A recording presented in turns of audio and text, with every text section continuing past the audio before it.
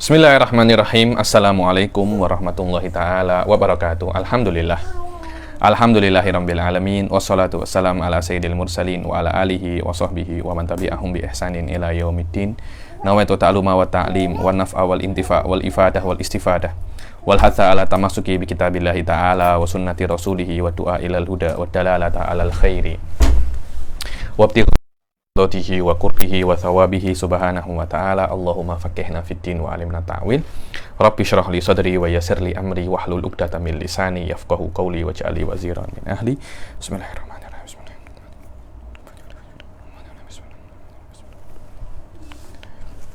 Alhamdulillah kita jumpa lagi di kelas ke-16 daripada kitab Nurul Roja ini. Setelah kita pertemuan lalu kita menyelesaikan tentang najasat, wal haid, dan yang lain-lainnya. Dan kalau kita nak tengok semua bab yang sudah kita baca itu berkaitan tentang syarat untuk sholat. Jadi memang pembahasan fikih awal-awal itu memang pembahasan tentang sholat. Cuma karena sholat itu mempunyai syarat dan biasanya syarat lebih dahulu daripada masyrut, maka yang dikedepankan adalah syarat dahulu. Karena itu Anda kalau tengok najasat, air, wudu, tayamum, semuanya itu berkaitan tentang syarat-syarat sholat. Nah, sekarang kita akan masuk ke kitabus sholah. Loh, kenapa kalau tidak dimasukkan syarat-syarat sholat di dalam kitabus sholah? Kalau Anda tengok kitab Fathul Mu'in, memang akan dimasukkan di dalam kitabus sholah. Jadi ketika Anda masuk bab awal, langsung kitabus sholah dan akan berbicara tentang syurutus sholah. Akan tetapi di dalam kitab-kitab yang lain, yang namanya syarat itu keluar daripada masyrut. Karena yang namanya syarat itu kena dipenuhi sebelum adanya masyrut. Berbeza dengan rukun. Rukun itu adalah gabungan, yang mana gabungan daripada rukun itu akan membentuk perkara itu sendiri. Maknanya kalau kita nak tanya apa itu sholat, sholat adalah gabungan daripada rukun-rukun sholat. Ketika rukun satu bergabung, maknanya gabungan daripada 17 atau 13 rukun itu semuanya dinamakan apa? Sholat. Tapi tidak setiap rukun itu sholat. Maknanya rukuk bukan sholat, sujud bukan sholat, tumakninah bukan sholat. Tapi semua gabungan daripada takbiratul ihram, al-fatihah, rukuk, sujud, ila akhirih, itu namanya apa? Itu namanya sholat. Karena itu rukun sholat masuk di dalam kitabus sholah, dan syarat-syarat sholat tidak masuk di dalam kitabus sholah, karena memang keluar daripada hakikat, mafhum, dan mahiyah as-sholah. Jayid. Sekarang kita akan masuk kitabus sholah, yang mana kitabus sholah ini adalah hal-hal yang berkaitan tentang masail yang berkaitan tentang sholat, sawaun kana mubtilat atau masnunat atau rukun dan hal-hal yang lain. Jahit, saya minum dulu biar tak salah paham. Saya ini pecinta teh. Oh, saya semua suka teh ya. Dari dulu saya teh ini memang saya suka ya nih. Di Jordan, di Hadramut memang kesukaan saya memang teh. Di mana saya masih minum teh. Ayo, kitabus shalah faslun a'dharus sholati itnan. A'dharus sholati isnan. So, ini adalah udzur-udzur sholat. Makna udzur sholat di sini adalah hal-hal yang membuat kita diperbolehkan untuk mengakhirkan sholat daripada waktunya. Anda kena paham ya, bahwasanya Allah itu menyuruh kita untuk melakukan sholat pada waktu-waktu tertentu yang sudah diwajibkan oleh Allah agar kita sholat di dalamnya. Contohnya waktu duhur, waktu asar, itu adalah waktu-waktu yang Allah mengatakan di dalam waktu-waktu ini engkau tidak boleh lupa denganku, dengan makna engkau kena engkau kena sholat. Bukan maknanya engkau tidak boleh lupa denganku, yang penting engkau tidak lupa denganku, jangan engkau sholat pun tidak apa-apa. Itu hal-hal tafsir yang menurut saya tafsir lebih dekat ke tafsir batini ya, ke tafsir lebih dekat ke tafsirnya Syiah, tafsirnya orang-orang yang mulhid, yang mana di dalam Al-Quran dikatakan wa aqimus sholata lidzikri, dirikan sholat untuk mengingatku. Untuk apa? Untuk mengingatku. Maknanya Allah akan cakap, tanpa sholat Anda tidak akan bisa untuk mengingatku. Satu-satunya cara yang aku ridhoi untuk mengingatku bukan Anda dengan berzikir saja, tapi Anda kena Anda kena sholat. Sekiranya dengan sholat itu akan terkumpul banyak sekali hal-hal yang di dalamnya itu ada zikir, ada sholawat, dan banyak sekali hal. Maknanya sholat adalah satu-satunya cara, SOP yang benar untuk mengingatku, yang sekiranya kalau engkau sholat engkau akan keluar daripada kewajiban. Tapi kalau engkau hanya ingatmu itu walaupun ingatnya mungkin sama efeknya dengan sholat, akan tetapi ingatmu kepadaku itu tidak melewati SOP yang benar, karena itu ingat itu tidak akan aku anggap menggugurkan kewajibanmu. Karena beberapa orang itu saya tengok, mereka itu banyak sekali cakap dengan saya, Habib, saya ingat je kepada Allah, tapi saya tak perlu sholat, karena Allah menyuruh kita sholat untuk ingat. Maknanya kalau kita ingat, kita tak ya sholat. Tafsir-tafsir semacam ini saya tak suka ya. Ini itu tafsir-tafsir yang lebih dekat kepada inhilal min urus syariah ya. Ini nak terlepas daripada keterikatan syariat. Maknanya Anda ingin lepas daripada agama. Tafsir-tafsir macam ini. Maknanya ayat itu mempunyai makna bahwasanya kalau Anda nak ingat kepada Allah, sholatlah. Begitu. Macam itu tafsir yang benar. Bukan maknanya kalau Anda ingat tak ya sholat, itu la yufham la minal mafhum mukhalafah wala minal mafhum muwafaqah. Dan selama ada waktu-waktu yang khas yang diwajibkan, selama ada waktu-waktu yang khas yang diwajibkan oleh Allah itu agar kita sholat di dalamnya untuk mengingatnya, maka mengkosongkan waktu-waktu ini daripada sholat tidak elok. Maknanya Anda kena sholat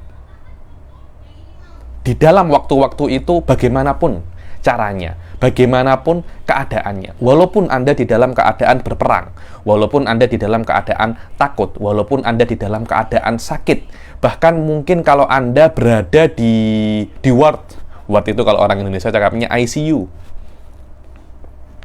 Yakni sholat ini perkara yang sangat penting, dan waktu juga perkara yang sangat penting. Maknanya waktu-waktu itu tidak boleh Anda kosongkan daripada sholat dalam keadaan apapun. Dalam keadaan apapun. Walaupun dalam keadaan tidak ada wudhu, tidak ada air, dan tidak ada tayamum, yang kita kenal dengan nama sholat faqidut tohuren. Inilah makna hurmatul waqt. Kalau Anda di fikih-fikih Anda tengok, orang ini sholat untuk kehormatan waktu. Apa kehormatan waktu? Maknanya waktu yang sudah diwajibkan oleh Allah agar kita sholat di dalamnya, tidak seyogianya kita kosongkan waktu-waktu itu daripada sholat. Ketika Anda banyak sekali udzur atau mungkin tidak ada air dan debu, maka Anda diwajibkan sholat untuk menghormati perintah Allah untuk sholat pada waktu itu. Kemudian Anda kena qadha. Kenapa? Karena sholat itu tidak muskitun lil qadha, tidak menjatuhkan atau tidak bisa dan tidak sesuai standar isqatul qadha. Akan tetapi sholat hurmatul waqt gunanya adalah untuk membebaskan Anda daripada dosa, tapi tidak mengeluarkan Anda daripada mengulangi itu. Maknanya itu untuk darurat, Anda boleh untuk menjatuhkan dosa, karena dosa mengkosongkan waktu daripada sholat pada waktu-waktu itu sangat besar. Kalau Anda tidak mempunyai air dan debu, Anda boleh sholat pada waktu itu, tapi hanya untuk menghormati waktu. Maknanya agar Anda tidak dianggap kurang ajar oleh Allah dengan mengkosongkan waktu-waktu yang sudah diwajibkan oleh Allah untuk sholat di dalamnya. Dan ketika Anda melakukan itu, dosa itu tidak akan ada pada Anda.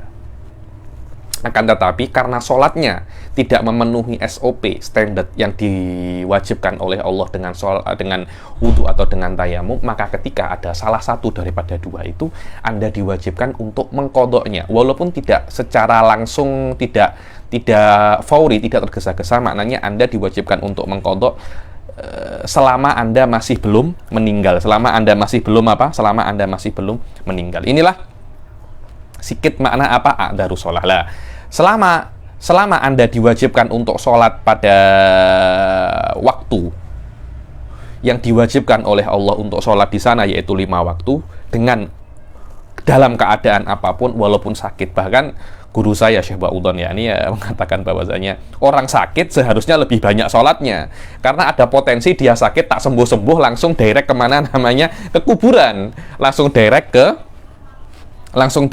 ke kuburan. Jayyid jiddan. Selama dia tidak boleh meninggalkan sholat dalam udzur apapun, akan tetapi syariat memberi kelonggaran kepada manusia untuk bisa mengakhirkan sholat atau mengkosongkan sholat. Mengkosongkan sholat, mengkosongkan waktu daripada sholat hanya dua sahaja. Apa? An-naum wa nisyan. An-naum wa nisyan, yakni Anda tidur dan Anda lupa. Kalau Anda lupa tidak sholat, atau Anda tidur kemudian terlelap, bismillah. Contohnya Anda tidur pukul 9 pagi, bangun-bangun pukul 9 malam, itu tidak ada masalah. Sayati bayanuhu tafsilan, yakni maknanya Anda tidak akan dikatakan mengkosongkan waktu-waktu itu daripada sholat dengan dosa, kan? Tetapi itu adalah udzur yang tidak bisa Anda halau, dan Anda diwajibkan untuk mengkodoknya. Anda diwajibkan untuk mengkodoknya. Dan inilah makna qaulu Sahibuz Zubat, wala yajuzu tarkuha liman aqal. Tidak diperbolehkan Anda meninggalkan sholat selama Anda masih berakal, karena itu orang yang tidur akalnya sudah nau'amma hilang. Begitu pula orang yang lupa, namanya juga lupa, dia tidak akan ingat. Dua hal ini diperbolehkan untuk mengakhirkan sholat atau mengkosongkan waktu daripada sholat sampai dia ingat dengan syarat tertentu alati sayati bayanuha. Selain daripada dua ini, dalam udzur apapun Anda tidak boleh, walaupun Anda dalam keadaan takut, dalam keadaan perang, dalam keadaan sakit, dalam keadaan diwart, Anda tidak boleh untuk meninggalkan sholat sama sekali. Apalagi dengan udzur-udzur yang ringan. Saya ada satu orang dulu tanya saya, ya, nih Habib, saya ada meeting Habib. Bos saya cakap gitu kena jamak je kok sholat nih. Tak boleh macam itu. Meeting kena dihentikan, Anda kena meeting dulu dengan Allah Subhanahu wa taala, baru Anda diperbolehkan untuk meneruskan meeting Anda. Itu yang benar. Atau Habib, saya ini sedang di mall Habib, saya sedang seronok-seronok, tak boleh. Anda kena cari surau di mall, Anda kena sholat. Apapun alasannya, kecuali Anda lupa dan Anda tidur. Ada lagi yang cakap karena jamak memang tidak ada masalah. Itu memang masyru' daripada Allah Subhanahu wa taala. Selain daripada udzur-udzur itu, Anda harus sholat pada waktunya. Tidak ada udzur selain itu. Dan ini bukan untuk kebaikan Allah, tidak. Anda sholat, Anda tak sholat, itu sama saja untuk Allah. Cuma itu akan bermanfaat bagi Anda pada hari kiamat kelak. Dan kalau kita mengetahui pahala daripada sholat, niscaya kita tidak akan tinggalkan walaupun satu kali. Dan kalau bisa, usahakan sholat itu berjamaah. Habib Abdul Qadir bin Ahmad Segaf, dikatakan para habaib itu, beliau adalah kutub yang paling akhir ini, yang masyhur. Beliau dikatakan mula daripada kecil tidak pernah meninggalkan sholat berjamaah sama sekali. Dalam keadaan apapun, beliau tidak pernah meninggalkan sholat berjamaah. Karena itu beliau sampai bisa untuk mendapat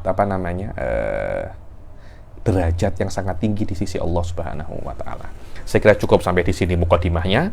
Langsung saja kita masuk di dalam kitabus shalah. Bismillahirrahmanirrahim. Kitabus shalah faslun a'daru sholati itsnan.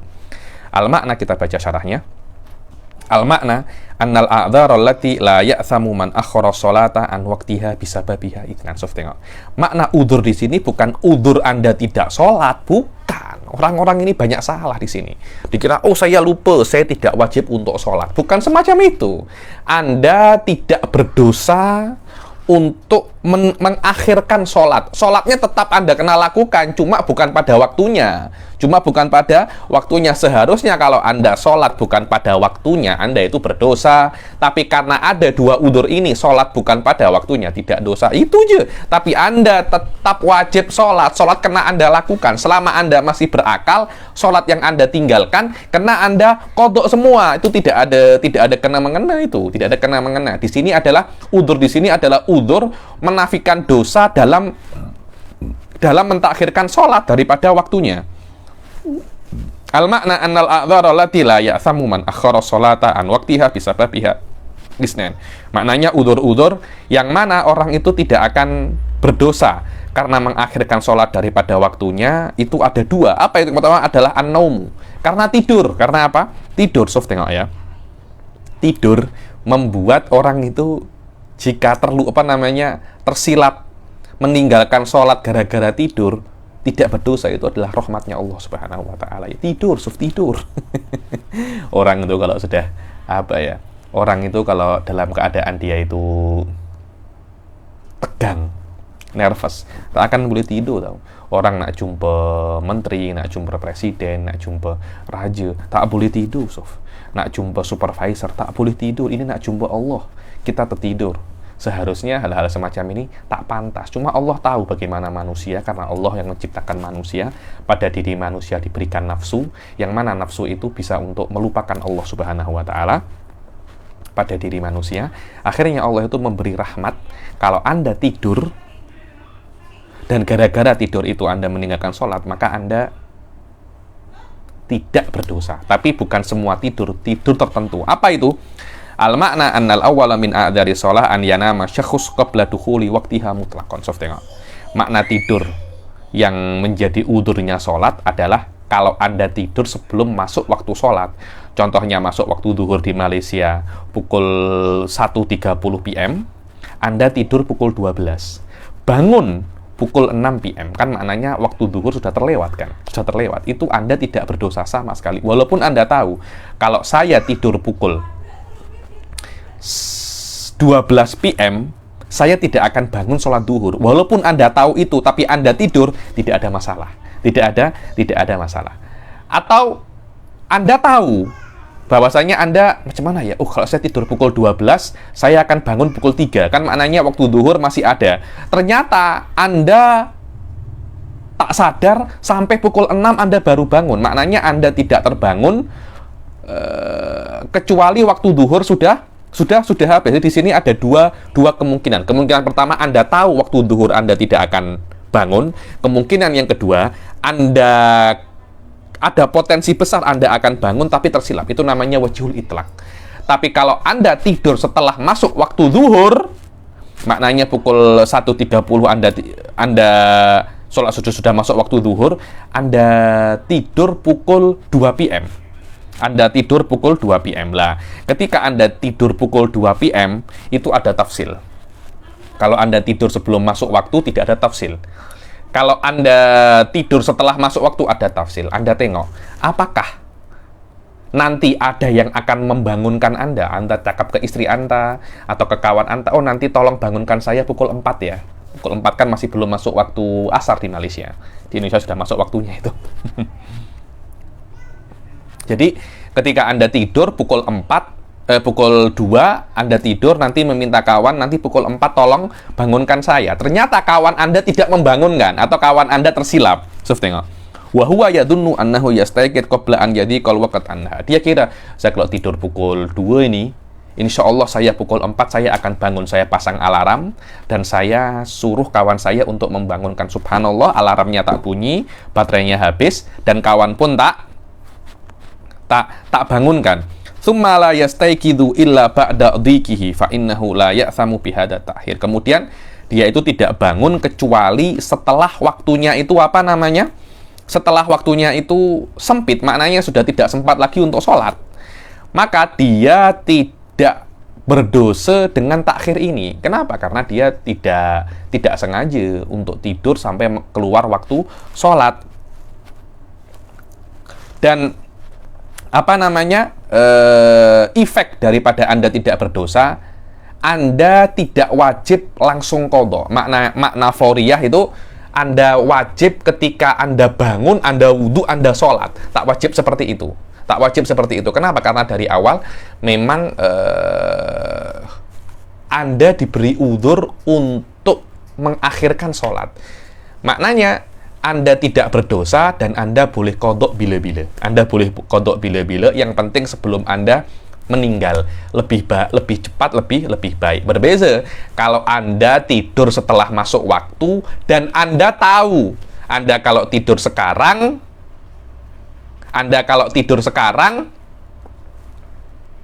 Anda tidak akan bangun kecuali waktu sudah keluar. Contohnya sholat duhur sudah pukul 4, Anda masih belum sholat duhur. Anda tidur pukul 4, dan Anda tahu kalau Anda tidur pukul 4, Anda akan bangun pukul 7. Maknanya waktu duhur sudah habis. Anda di sini mempunyai dua dosa. Dosa Anda tidur, dan dosa Anda meninggalkan waktu sholat. Loh, apa bezanya? Iya, karena kadangkala Anda sudah tidur pukul 4, tapi Anda bangun pukul 4.30. Maknanya waktu zuhur masih ada. Akhirnya Anda menyesal, Anda wudhu, Anda sholat. Maknanya Anda masih sempat sholat di akhir waktu sebelum waktu zuhur itu keluar. Tapi tidur Anda saja itu sudah berdosa. Kenapa? Karena tidur Anda itu sudah Anda jadikan wasilah untuk mengeluarkan sholat daripada waktunya. Dan kalau sampai sholatnya itu terkeluar, maka Anda wajib qadha secara fauriyah.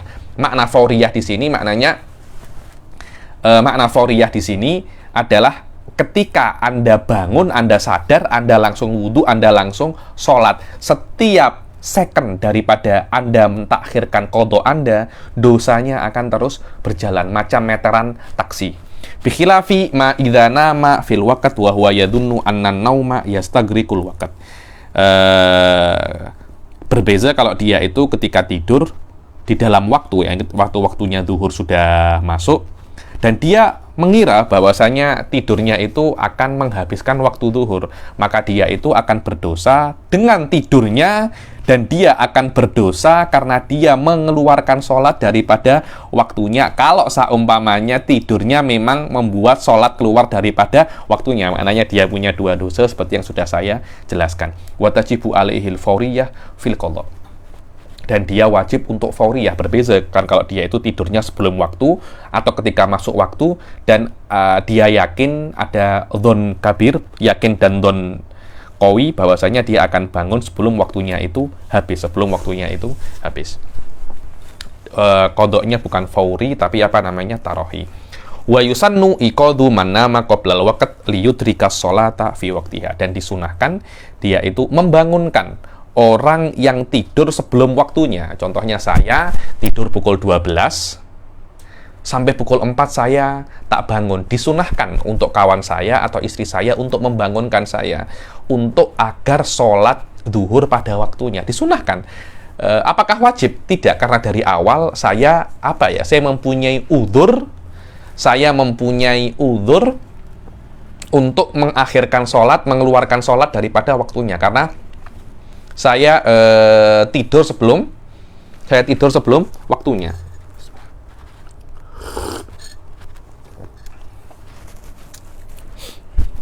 Saya tidur sebelum Saya tidur sebelum waktunya. Jayyid jiddan. Dari sini Anda mengetahui orang-orang yang begadang, yang tak tidur malam, kemudian mungkin nonton sepak bola, dia tidur mungkin 1 jam sebelum sholat subuh. Kemudian dia tak bangun kecuali mungkin waktu duha. Apakah dia berdosa? Tidak. Kenapa? Karena waktu subuh masih belum masuk. Waktu subuh masih belum masuk, tapi seyogyanya itu dia tidak tidur kecuali sholat subuh dahulu. Jangan Anda tidur kemudian mengakhirkan sholat subuh daripada waktunya. Itu tak pantas.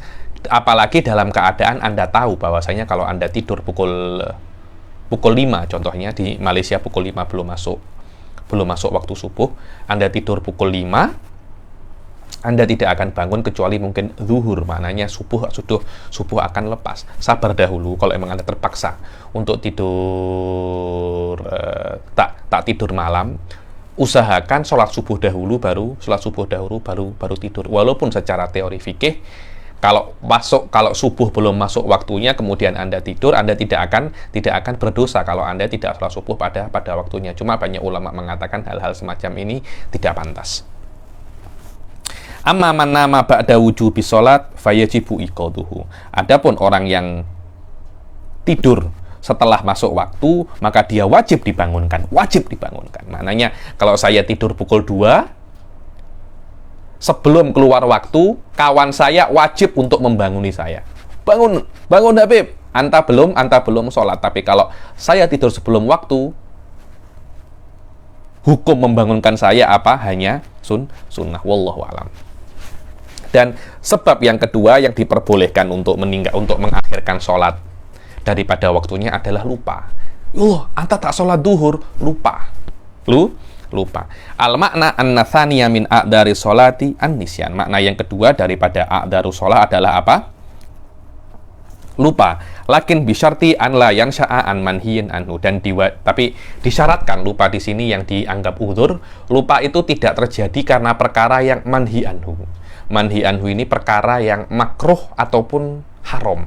Jadi contohnya perkara yang tidak manhi itu adalah perkara yang mubah. Kenapa Anda tidak sholat?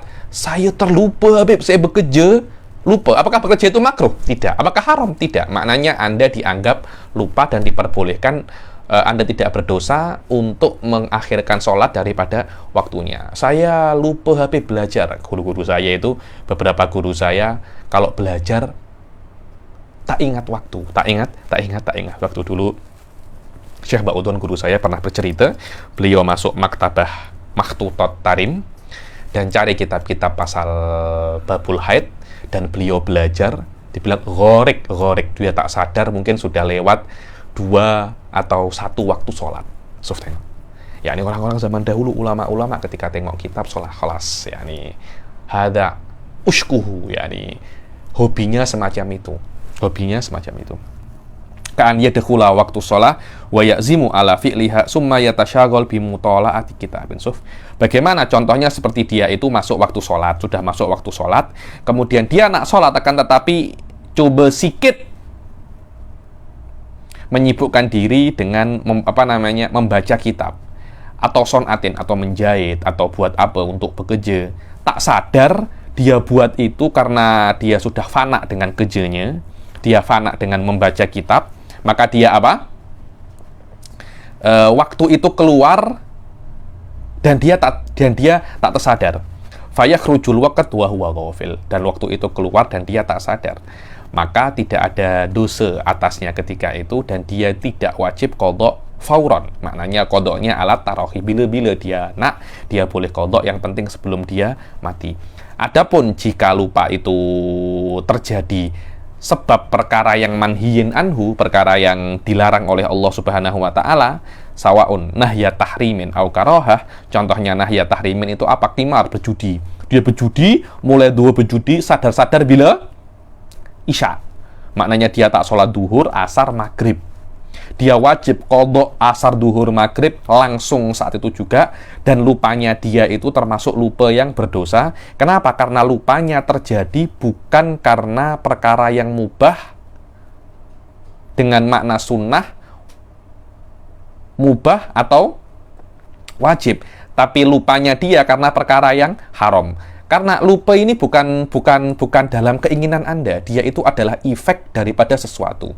Maknanya efeknya haram, ya haram, efeknya makruh, ya makruh, efeknya wajib, ya wajib, efeknya mubah, ya efeknya mubah, ya mubah, tidak ada masalah. Maknanya lupa yang Anda sholat duhur tak tersadar tiba-tiba sudah asar. Maknanya lupa itu terjadi karena ghafilnya Anda, karena fananya Anda dengan sholat Anda, tiada masalah. Dan sholat itu mubah atau jaiz bimaknal am.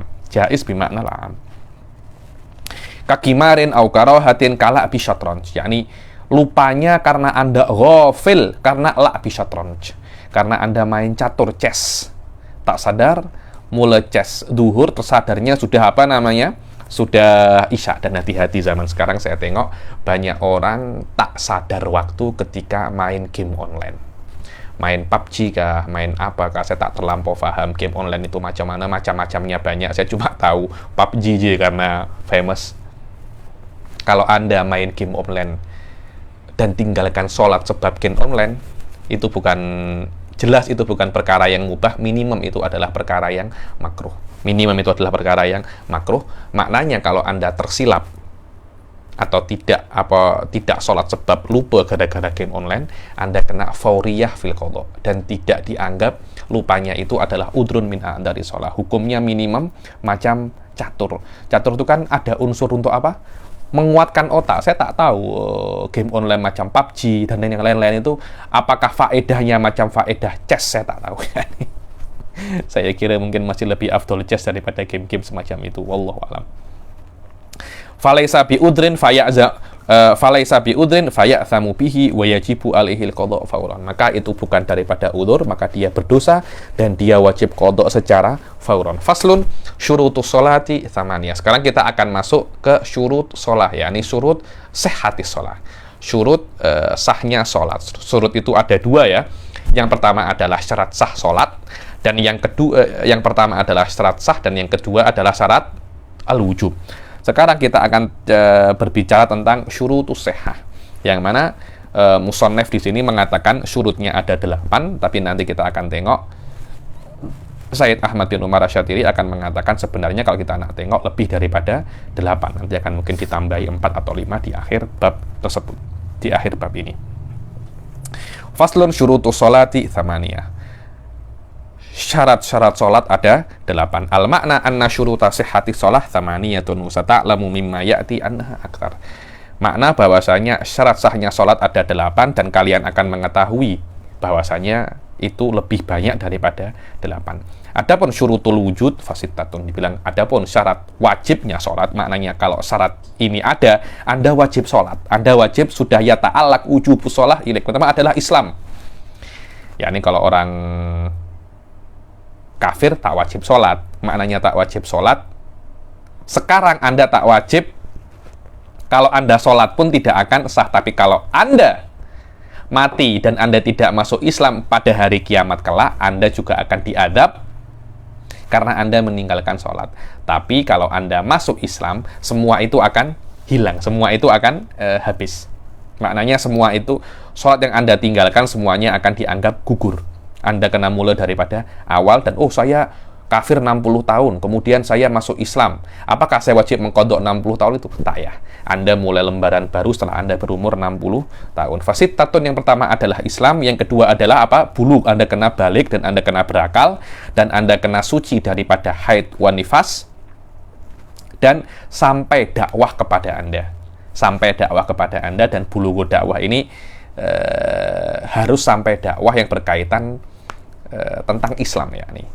Dan dakwah itu harus yang benar, maknanya Islam yang sampai ke Anda adalah Islam yang benar, bukan Islam yang dikenal dengan teroris atau apa ya, Anda tidak akan beriman. Islam yang benar, Anda percaya tidak percaya itu urusan Anda. Tapi ketika dakwah ini sudah sampai ke Anda, maka Anda sudah yata'allaq bikal wujub. Saya beberapa kali, mungkin tak tahu, mungkin di kelas-kelas yang khusus saya jelaskan, di dalam masalah ini dia sedikit dalam, karena ada khilaf antara ahli sunnah wal mu'tazilah, ada masalah yang dakik di sini dalam ilmu kalam, namanya masalah ifhamir rasul, yang terbina atas masalah tahsin wa takbih aqliyan atau tahsin wa takbih syariah. Insyaallah bila-bila kalau saya ajar ilmu kalam sedikit tinggi, saya akan jelaskan pasal bulughud dakwah atau irsalir rusul ini insyaallah. Dan yang keenam adalah salamatul hawas. Salamatul hawas di sini adalah maknanya Anda dilahirkan mempunyai panca indera. Kalau ada orang dilahirkan itu tidak mempunyai panca indera sama sekali, sudah dia tidak wajib untuk masuk Islam. Karena nak bulughud dakwah macam mana? Melihat dai tak boleh, mendengar tak boleh. Kalau dia tidak bisa untuk mendengar dan melihat, nak input maklumat macam mana? Nah, input maklumat macam mana? Karena itu selama maklumat tidak bisa, data daripada luar tidak bisa masuk, maknanya bulughud dakwah ini tidak akan mampu, tidak akan bisa. Karena itu para ulama ahli sunnah mengatakan panca indera ini nawafid. Mana nawafid adalah macam tingkap jendela untuk masuknya output daripada luar. Wallahu alam. Sekarang kita masuk ke syurutus sihhah. Syurutus sihhati sholat ada berapa? Ada 8. Yang pertama adalah toharatul hadatsain. Wadih ya nih.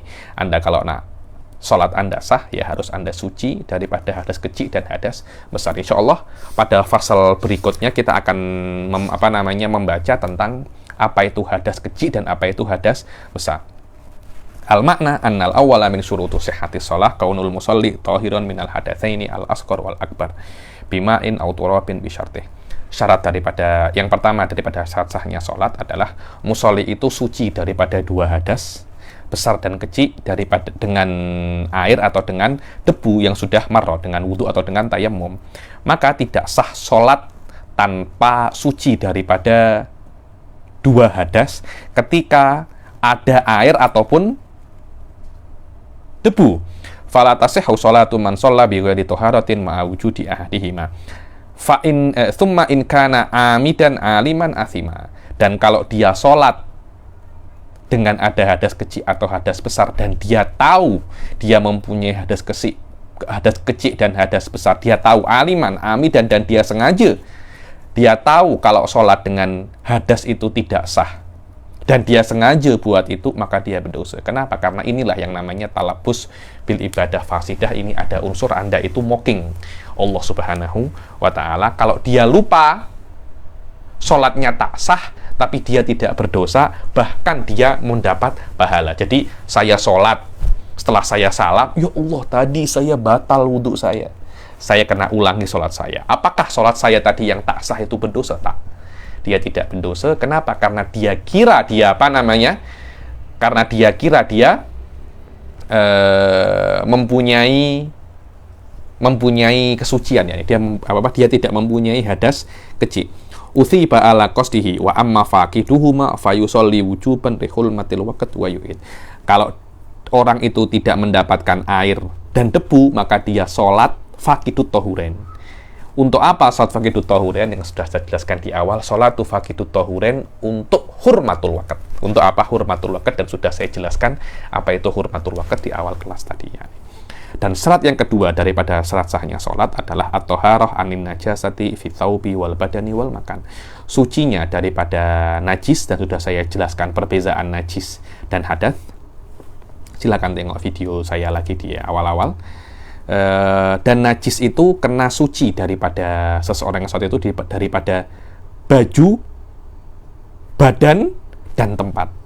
Al-makna anna thaniya min syurutu sihhati shalah at-taharatu anin najasah ghairil ma'fuwi anha fi thawbil musalli wa nahwihi min mahmulihi aw mulakin li mahmulihi. Dibilang yang kedua daripada syarat sahnya salat, seseorang itu suci daripada najasah yang tidak dimaafkan. Ya, ini ada beberapa najasah yang dimaafkan, itu tidak diwajibkan untuk suci daripada najis tersebut. Tapi kalau najis yang tidak dimaafkan seperti kencing, kotoran, tai, itu tidak bisa dimaafkan. Darah, ada beberapa case dimaafkan darah itu. Di dalam dan harus najis itu tidak ada di dalam bajunya orang yang sholat, atau seperti baju daripada mahmul. Mahmul itu yang dibawa, contohnya ridak lah. Ridak kan bukan termasuk baju. Karena itu, Anda kalau tengok di Bushrul Karim, Anda boleh tengok videonya Bushrul Karim di Jindan TV. Di Bushrul Karim dikatakan makna thawb ini adalah mahmul. Thawb ini bukan yang Anda pakai ini, akan tetapi setiap apa yang Anda bawa di sholat itu namanya apa? Thawb. Maknanya ridak pun juga dikatakan baju. Di sini thawb minat thawbi wa nahwih. Maknanya najis tidak boleh ada di baju dan yang semisal baju. Contohnya apa? Mahmul. Mahmul ini adalah yang dibawa orang, ya, yang dibawa musolli daripada rida. Au mulakin li mahmulihi, yang bersentuhan dengan mahmulnya. Contohnya ridaknya panjang, ujungnya ridak itu bersentuhan dengan apa namanya? Dengan najis. Awit toharoh fi badanihi, yakni kalau ridaknya itu panjang, kemudian ujungnya ridak itu bersentuhan dengan tai, contohnya, maka sholatnya juga tidak akan sah. Wat toharoh fi badanihi, begitu pula di badannya, bukan di bajunya suci, cuma di badannya ada najis, itu pun juga sholatnya tidak sah. Wa minhu, dan di antara badan itu adalah batinul ain, ini yang putih-putih dan hitam-hitam ini namanya apa? Batin mata. Batinnya mata, wal fam wal anf. Wal fam, mulut, batinul fam, batinul aini, wa batinul fami, contohnya di sini tidak ada darah. Wal anf, dalamnya juga tidak ada darah. Wat toharoh fi makanihi allati yulaki badanahu au mahmulahu. Dan ini penting, ya. Dan tempat dia sholat juga kena suci. Apa tempat dia sholat itu? Adalah tempat yang bersentuhan dengan badannya dan mahmulnya dan bajunya atau ridaknya, contohnya, yakni tempat ini najis, Habib, tapi najis ini hanya di depan dada saya, tapi dada saya tidak menyentuh tempat najis tersebut, apakah sholat saya sah? Sah. Tapi kalau najisnya menyentuh tangan, menyentuh lutut, menyentuh kaki, atau menyentuh belakang di sini, karena belakang itu akan menjadi tempat, menjadi bagian tubuh yang menyentuh tempat. Maknanya tempat sholat adalah tempat yang Anda sentuh. Tempat yang Anda sentuh dengan badan Anda ketika Anda sholat, atau yang menyentuh baju, ataupun rida Anda, kan itu mahmul yang Anda bawa.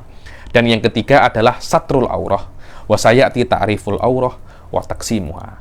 Adapun yang ketiga adalah Anda menutup aurat. Nanti akan datang definisi aurat dan apa saja macam-macam aurat.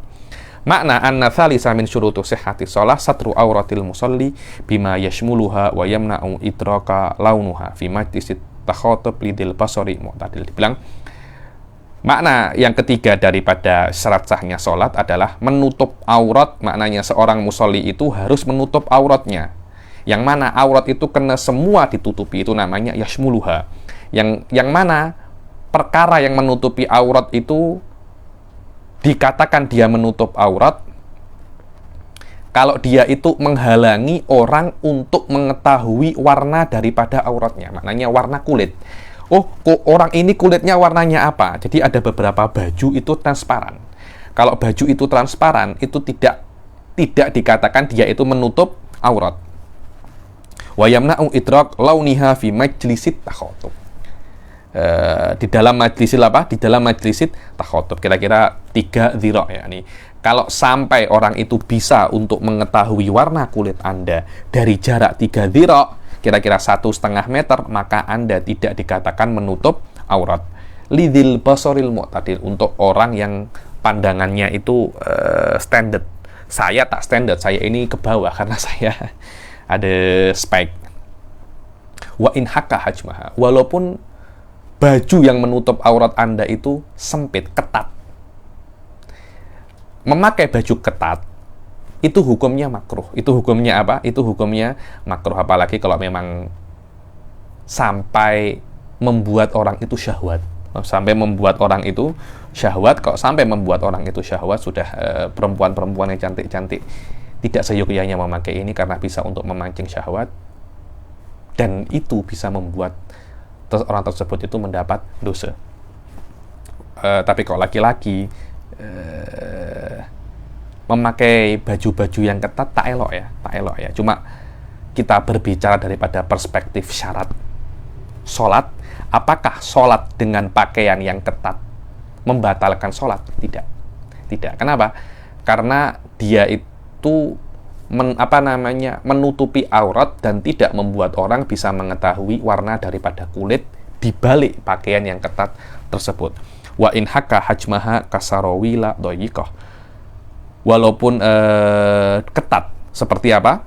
Sarawil ini siloam, celana yang doyikoh, yang sempit. Hakka hajm ini memperlihatkan size daripada badan orang yang memakainya.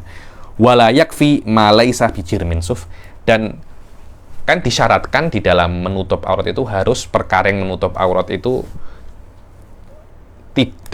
membuat kulit itu tidak tampak, tidak tampak, dan harus perkara yang membuat kulit tidak tampak itu jirim. Makna jirim itu perkara yang bisa Anda tengok, atau lebih spesifik jirim itu yang bukan athar. Anda tengok ya, kalau Anda ada kunyit, Anda letak kunyit di sini, kulit Anda akan berwarna kuning. Walaupun kunyitnya sudah Anda cuci, tapi akan ada kuning. Ini saya baru makan ayam kunyit, tangan saya ini kuning-kuning. Walaupun sudah saya cuci. Begitu pula kalau kita pakai henna. Henna ini inai. Kita beri inai di sini, warnanya merah atau kuning. Akhirnya nanti kita punya tangan ini warnanya kuning atau merah. Sekiranya orang tidak akan tahu apa warna asli kulit kita. Walaupun inainya sudah kita cuci, apakah itu dikatakan menutup aurat? Tidak. Kenapa? Karena bendanya sudah hilang. Yang ada pada kulit Anda itu bukan benda, akan tetapi athar. sisa. Karena itu jirim di sini maknanya adalah maqabalal athar. Dia bukan jirim yang inda manatikoh, inda mutakalimin, maknanya jauharaini tarakubul atau indimamu indiafu jauharaini faktar. Bukan itu maknanya di sini. Maknanya wallahu alam yang saya paham, makna jirim di sini adalah malaisa bi atharin. Malaisa apa namanya? Malaisa bi atharin. Begitu pula kalau ada contohnya lagi yang dia itu bukan jirim, kadzulmah. Jadi Anda matikan lampu, kan sudah tak tampak kan? Sudah tak tampak. Apakah ketika Anda mematikan lampu, Anda sholat bogel dan lampunya Anda matikan dan orang tidak akan tampak kulit Anda macam apa? Apakah Anda di situ dikatakan menutup aurat? Tidak. Sholat Anda tidak akan Anda kena pakai baju dulu baru Anda sholat. Kadzulmah. Kenapa seperti itu? Karena zulmah ini bukan gelap, ini bukan benda, bukan benda. Wa atharul hinna wa sabaq alladzi la jirmalaha. Karena yang namanya jirim itu harus ada bendanya. Adapun gelap atau efek daripada inai atau efek daripada sobek ini untuk mewarnai kain. Walaupun berwarna, tapi ketika sudah dicuci, warnanya tetap ada, tidak dikatakan bendanya masih ada. Bendanya masih ada. Fa in lam yajid ma yasturu jami'aha bihi qaddama sawatihi. Ya Habib, saya minum. Bismillah. Ya Habib, saya ini tak bisa menutupi semua ya Habib. Saya hanya ada celana boxer ya Habib. Ya sudah, pakai celana boxer aja. Habib, saya hanya ada kain sikit aja. Kalau Anda hanya punya kain sikit, kalau cukup untuk sawateh ini kubul wa dubur, Anda kena tutup kubul wa dubur Anda. Habib, tak cukup ya Habib. Ya ima kubul, ya ima dubur. Tidak boleh dua-duanya.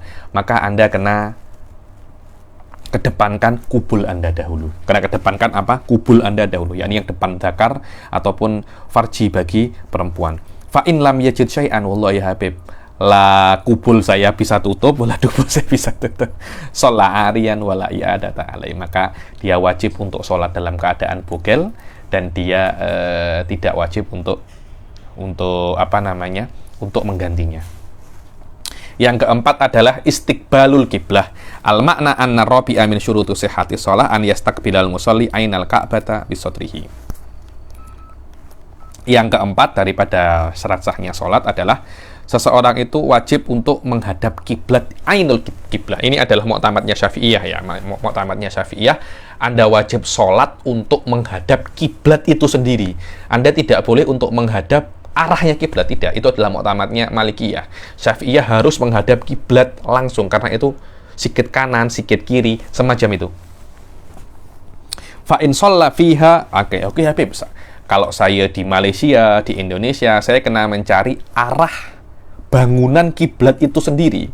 Tapi ketika orang itu sholat di dalam kiblat, walama, jadi subhanallah, dapat kehormatan untuk masuk ke dalam Ka'bah. Macam mana entah?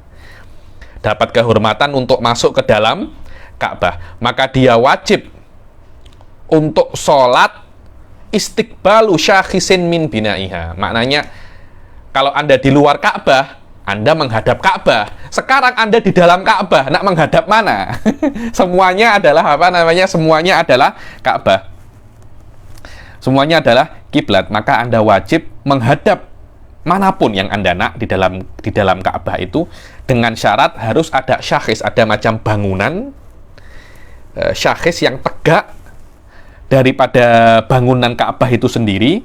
Yang mana syakhis yang tegak daripada bangunan Ka'bah yang ada di dalamnya itu kadarnya adalah apa? Thulutha dhira'in. Thulutha 3 dhira'. Apa? Bukan 3 dhira'.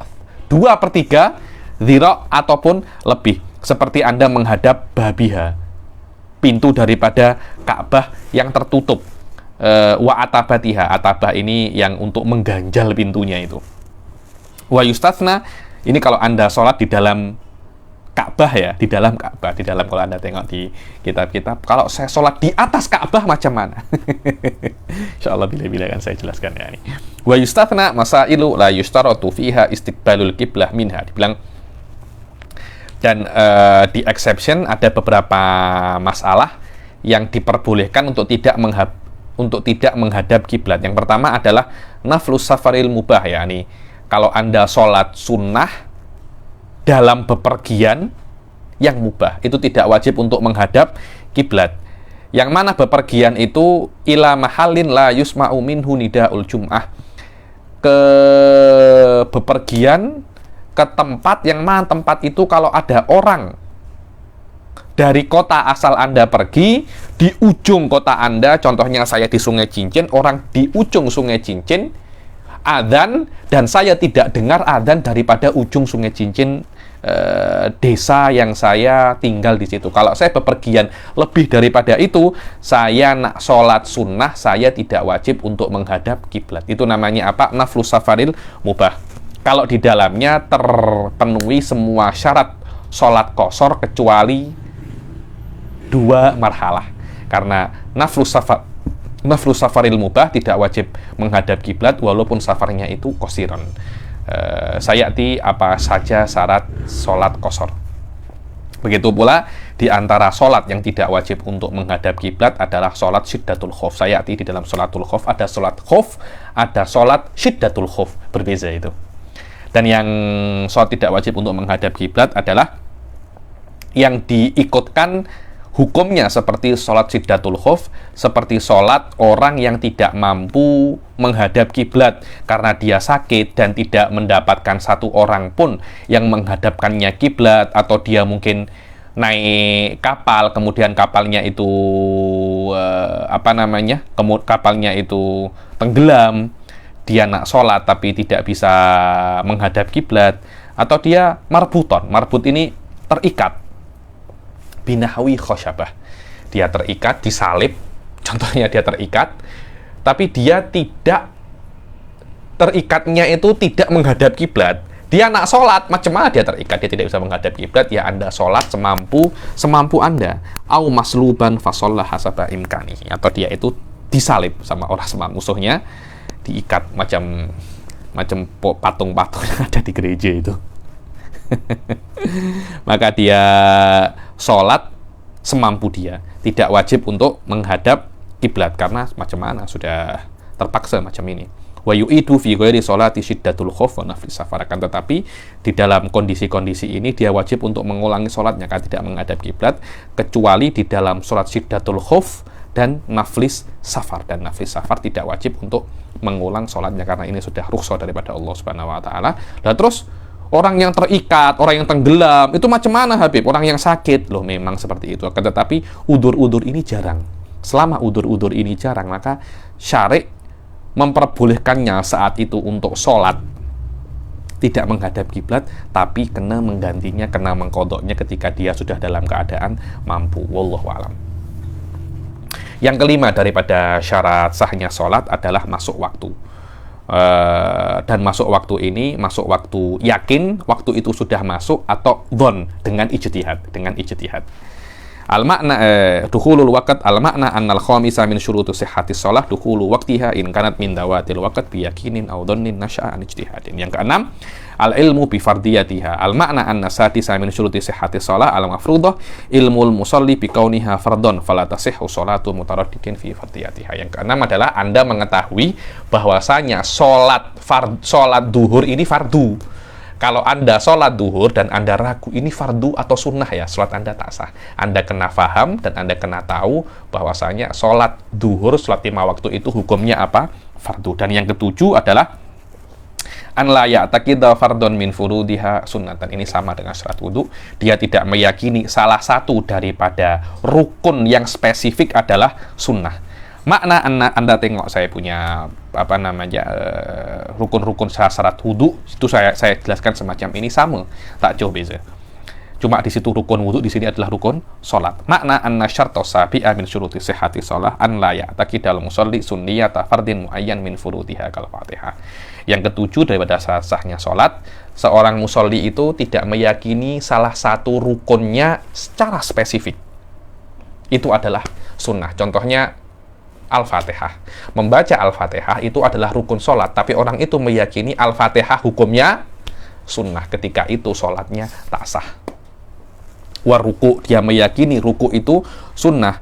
Adapun kalau dia meyakini rukun yang mubham, bukan rukun yang muayyan, bukan rukun yang spesifik, maka fala yadurru i'tiqadu sunniyati. Tidak apa-apa. Seperti dia itu meyakini salah satu, ya saya tak tahu ya, ruku atau sujud yang sunnah. Salah satu daripada ruku atau sujud itu sunnah, tapi dia tidak secara spesifik mengatakan ruku sunnah atau sujud sunnah. Dia hanya ragu yang mana sunnah dan yang mana yang wajib. Ketika itu tidak ada masalah. Ka'an ya'taqida sunniyata wahidin minar ruku'i wa sujudi min ghairi ta'yin wa kadza law taqada anna jami'a matlubatihi furudun au ba'daha fardun wa ba'daha sunnah. Yani dia meyakini semuanya adalah, semua matlubatnya adalah furud, yang ada dalam sholat semuanya adalah rukun. Alhamdulillah, maknanya yang sunnah pun Anda anggap dia rukun. Atau Anda mengetahui, Anda meyakini ya ada sebagian rukun, sebagian sunnah, tapi saya tak tahu mana yang rukun dan mana yang sunnah. Dan dia tidak mengatakan salah satu daripada rukun secara spesifik itu sunnah, maka sholatnya orang seperti ini, sholatnya sah. Walam yaksid bifardin muayyanin as-sunnata fa innahu la yadur. Dan di dalam orang yang tidak bisa untuk membezakan mana rukun dan mana sunnah, tidak ada beza antara alim dan awam menurut Ibn Hajar. Akan tetapi Indra Romli mengatakan memang orang awam, kalau dia tidak mengetahui mana wajib mana sunnah, tidak ada masalah. Orang alim, dia kena tahu mana wajib yang mana sunnah. Wa wafaqahu Romli fil ami ammal alim fala budda an yumayyiza faraidaha min sunaniha aw ya'taqida anna jami'a af'aliha. Adapun orang alim menurut Imam Romli, dia kena bisa membezakan mana fardu dan mana sunnah, atau dia meyakini semua furudnya itu fardu. Terus apa Habib tolak ukur alim dan ami menurut Ibn Hajar wa Romli? Makna alim di sini adalah orang yang belajar zamanan, taqtadil adatu an yumayyiza bainal furud bainal fardi was sunnah. Dia itu belajar, waktu dia itu belajar seharusnya, oh saya sudah belajar sholat 1 bulan lah, 1 bulan itu seharusnya Anda sudah tahu mana fardu dan mana sunnah. Kalau Anda tidak paham mana fardu dan mana sunnah, dan Anda punya waktu untuk mempelajari itu, tapi Anda tidak paham dan Anda tidak tahu, maknanya Anda muqassir. Ketika Anda muqassir, sholat Anda tak sah menurut Romli dan sah menurut Ibn Hajar. Adapun ami bikhilafi. Adapun orang awam itu di sini yang selain ami, maknanya dia itu ada waktu untuknya untuk belajar, tapi waktu ini masih belum sempat baginya untuk mengetahui mana yang wajib dan mana yang sunnah di dalam sholat. Wajtinabul mubtilat al makna anna syarta thamina min syuruti sihhati shalah an ijtanibal musalliya fi jami'i sholatihi kullu mubtilatihi wa sayati bayan. Udah saat yang terakhir adalah orang yang sholat dia wajib untuk menjauhi semua hal-hal yang membatalkan sholat. Apa saja itu? Sayati bayanuhu di dalam bab-bab yang setelahnya, hal-hal yang membatalkan apa? Sholat. Wa baqiya min syuruti sihhati shalah, dan tersisa daripada syarat sahnya salat adalah Islam, dia kena muslim, dia kena mumayyiz, dan dia kena mengetahui cara-cara untuk sholat, dan dia kena mengetahui bacaan-bacaan sholat, dan af'al ini gerakan-gerakan sholat, dan tertibnya sholat dia kena tahu. Ya, ini hal-hal semacam ini ya Anda kena belajar memang. Kalau Anda tak belajar, Anda tidak akan bisa sholat. Kalau Anda nak masuk surga ya kena penat sikit. Kalau Anda nak masuk surga tapi tak nak penat, masuk neraka je, tak ada masalah ya. Ini saya pasti cakap ya. Ini kalau Anda tak nak sholat, tak ya sholat pun tak apa, neraka masih luas, saya bilang neraka masih luas. Ya macam mana Anda nak masuk surga tapi Anda tak nak sholat? Kalau Anda nak sholat ya Anda kena belajar bagaimana bacaan sholat, bagaimana cara sholat, bagaimana perbuatan sholat, dan bagaimana tertibnya. Anda kena ruku, kemudian i'tidal, kemudian sujud, itu namanya tertib. Jangan Anda itu nak sujud, kemudian ruku, kemudian i'tidal. Jangan semacam itu. Itu walaupun Anda tahu gerakannya, tapi Anda tidak tahu aturannya. Wallahu a'lam. Beta kita baca ini, hal hadasul asghar wal akbar, karena ini mudah. hadas sudah saya jelaskan bahwasanya dia adalah perkara yang i'tibari, yang qaim bil a'dha, yamna'u sihhatas sholati haitsu lam murakhis. Al-ahdatsu isnan, hadas itu ada dua, satunya hadas kecil dan hadas besar. Al-ahdas, dan sudah saya katakan, ada yang mengatakan hadas itu tiga: shaghir, asghar, wal akbar. Ada apa? Asghar, shaghir, akbar. Atau betul, ada tiga, ada pertengahan, terpulang daripada apa yang diharamkan. Tapi jumhur Syafi'iyah mengatakan hadas hanya ada dua, karena tengok daripada perspektif bagaimana cara menghilangkannya. Hadas haid dan janabah, cara menghilangkannya dengan mandi. Hadas tidak adanya, hadasnya kencing dengan apa? Dengan wudu, itu aja. Tapi kalau Anda tengok daripada perkara yang diharamkan dengan karena haid lebih banyak daripada karena janabah. Karena itu hadas janabah ini hadas mutawassit. Hadas kencing, hadas asghar, dan hadas haid, hadas akbar. Al-ahdas jam'u hadatsin wa huwa lughatan asyai'ul hadis. Hadas ini adalah perkara yang baru. Walahu fi syara' salasatu itlaqat fayutlaqu ala, dibilang adapun di syariat kata-kata hadas itu dimaksudkan ada tiga itlaqat, ada tiga masodik. Apa itu? Sebab yang kalau ada sebab-sebab ini tuhur itu habis, maknanya wudu itu habis, atau mandi wajib itu habis sudah, maknanya Anda kena wudu balik dan kena mandi wajib balik. Atau amrun i'tibari yaqumu bil a'dha yamna'u sihhatas sholati haitsu lam murakhis. Ini sudah saya jelaskan, perkara yang i'tibari, yang ada pada bagian-bagian tubuh manusia. Kalau asghar di bagian wudu, kalau akbar di semua tubuh, yang mana hadas itu akan menghalangi sholat ketika tidak ada rukhsah. Apa saja rukhsah itu? Ya, kalau dia itu tidak ada air, yaitu dengan tayamum, karena tayamum hanya memperbolehkan sholat dengan adanya hadas, atau dia tidak ada air dan tidak ada debu, sholat faqidut tahuren. Dan yang ketiga adalah al-man'ul mutarattib alal asbab. Dibilang ini adalah kira-kiranya man'ul mutarattib ini adalah efek daripada hadas. Maknanya kalau ada hadas, Anda akan dilarang perkara-perkara yang mana perlarangan itu karena sebab-sebab tertentu. Dilarang sholat karena ada sebab. Itu namanya hadas ya nih. Wal murad huna al awal, dan yang maksudnya hadas di sini adalah yang pertama, yaitu al asbab allati yantahi bihat tuhur. Makna annal asbab allati yantahi bihat tuhur itsnan asghar wa akbar. Dibilang sebab-sebab yang karena sebab-sebab itu bersuci itu expired, bersuci itu habis, maknanya Anda wudhu itu punya expirednya, Anda mandi wajib itu punya expirednya. Maknanya kalau sebab-sebab ini Anda kena, kalau sebab-sebab ini ada, Anda kena ulangi wudhu Anda kena ulangi mandi wajib Anda. Ada dua, sebab yang kecil dan sebab yang besar, dan tidak ada wasitoh bainahuma. Dan ada yang mengatakan kila innal janabata la asghar wala akbar, bahwasanya janabah, keluarnya sperma atau berjima, itu hadas mutawassit, dia tidak kecil dan tidak besar, karena tengok daripada efek adanya mani itu, keluarnya mani atau berjima itu tidak sebanyak efek adanya haid. Yang diharamkan kepada haid 10 atau 11, yang diharamkannya janabah hanya 6, yang diharamkannya tidak ada wudhu hanya 4. Kalau Anda tengok dari perspektif itu, hadas ada 3. Kalau Anda tengok daripada bagaimana cara mensucikannya, hanya ada 2. Bal awsat wa alaihi fatakunu salasah.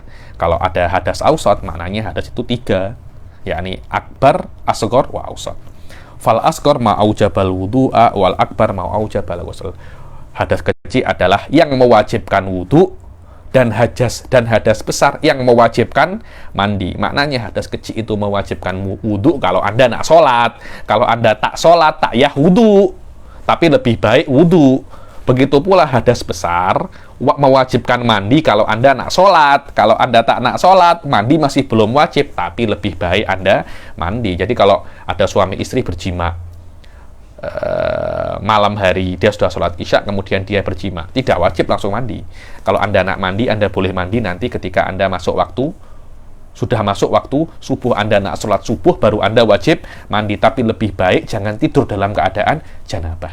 Jangan tidur dalam keadaan janabah. Dan disunahkan orang itu tidur dalam keadaan mempunyai wudu. Al-makna annal asghara minal ahdath ma wajaba bisababihil wudu kazawalil akal wa khuruji ghairil mani min ahadis sabilain. Makna bahwasanya hadas kecil itu adalah yang dengannya wudu itu wajib, seperti hilangnya akal dengan tidur atau yang lain-lainnya. Waqat madha yani mubtilatul wudu, atau keluarnya daripada kubul atau dubur selain mani. Dan hadas besar adalah yang kalau ada hadas besar, wudu itu mandi itu wajib, atau lebih kita kenal dengan nama mujibatul ghusl kal haidi wal janabah, seperti haid dan janabah. Dengan ini selesai kita hari ini. Insya Allah kelas yang akan datang esok kita akan masuk ke al-aurat. Apa saja aurat? Auratul hurra, auratul mar'ah, auratul rajul di sholat dan fi ghairi sholat. Insya Allah kita bahas pertemuan akan datang. Wabillahi taufiq wal hidayah, wa ridha wal inayah. Assalamualaikum warahmatullahi taala wabarakatuh.